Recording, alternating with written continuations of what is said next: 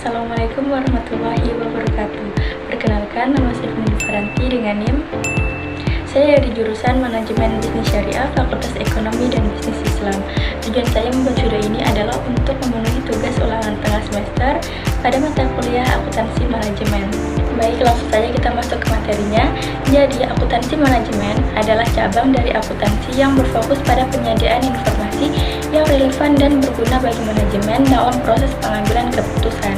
Berbeda dengan akuntansi keuangan yang bertujuan untuk menyajikan laporan keuangan kepada pihak eksternal seperti investor, kreditor, dan regulator. Akuntansi manajemen lebih ditunjukkan untuk penggunaan internal oleh manajer dan pemangku kepentingan lainnya dalam operasi. Nah, secara definisi, akuntansi manajemen mencakup pengidentifikasian, pengukuran, analisis, dan pelaporan informasi finansial dan non-finansial yang dibutuhkan untuk merencanakan, mengendalikan, dan mengevaluasi operasi perusahaan. Jadi di sini ada beberapa peranan akuntansi manajemen dalam pengambilan keputusan.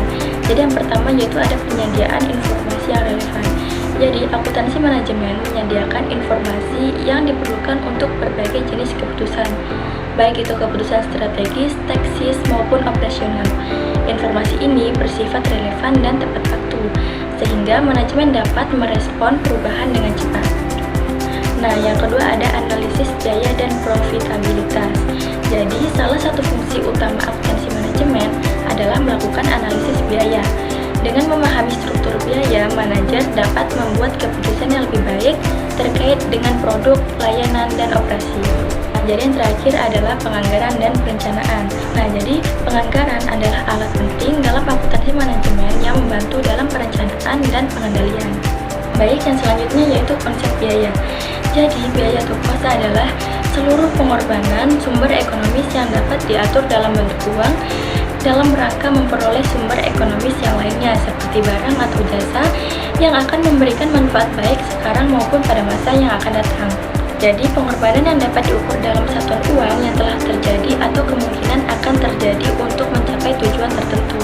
Nah, jadi biaya atau cost yang sudah memberikan manfaat dalam artian sudah terpakai disebut dengan beban. Biaya atau cost yang belum terpakai atau yang belum menjadi beban dicatat dalam rencana atau laporan posisi keuangan. Nah, jadi contohnya yaitu yang pertama persediaan bahan baku, yang kedua persediaan produk dalam proses, yang ketiga persediaan produk selesai, dan yang keempat yaitu supplies atau aktiva yang belum digunakan. Baik, selanjutnya yaitu cost volume and profit dan perencanaan laba. Analisis cost volume profit atau CVP adalah suatu alat analisis manajerial yang digunakan untuk memahami hubungan antara biaya, volume penjualan, dan laba. Nah, jadi selanjutnya itu perencanaan laba dan multiproduk. Jadi menurut Hansen dan Mowen pada tahun 2005, perencanaan laba adalah proses penyusunan rencana untuk menentukan tingkat keuntungan yang diharapkan perusahaan dengan mempertimbangkan hubungan antara biaya, volume, dan laba. Dalam konteks multiproduk, perencanaan laba tidak hanya memberikan satu jenis produk, melainkan keseluruhan portofolio produk yang dimiliki perusahaan.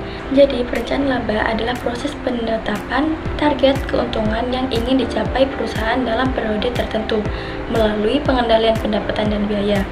Proses ini melibatkan analisis hubungan antara biaya, volume, dan laba. Dengan demikian, manajemen dapat menentukan beberapa jumlah produk yang harus dijual agar perusahaan dapat mencapai titik impas maupun target laba yang tertentu. Jadi, perencanaan laba juga mencakup aspek strategi pemasaran, efisiensi biaya produksi, serta pengelolaan sumber daya. Oleh karena itu, perencanaan laba tidak hanya bersifat finansial, tetapi juga operasional. Ini selanjutnya yaitu analisis perilaku biaya. Jadi perilaku biaya atau cost behavior adalah pola atau cara biaya berubah sebagai akibat dari perubahan tingkat aktivitas atau volume produksi. Artinya, biaya tidak selalu bersifat tetap, melainkan dapat naik, turun, dan berubah-ubah sesuai dengan aktivitas perusahaan.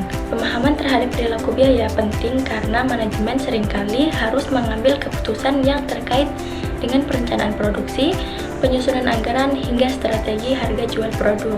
Nah, jadi strategi pengembangan marketing dalam jangka pendek berfokus pada pencapaian hasil cepat yang dapat meningkatkan penjualan dan visibilitas merek dalam waktu singkat. Strategi ini biasanya melibatkan taktik yang dapat segera menarik perhatian konsumen dan mendorong transaksi. Nah, jadi itulah tadi beberapa materi pada mata kuliah akuntansi manajemen yang dapat saya sampaikan. Kurang dan lebihnya mohon dimaafkan. Wassalamualaikum warahmatullahi wabarakatuh.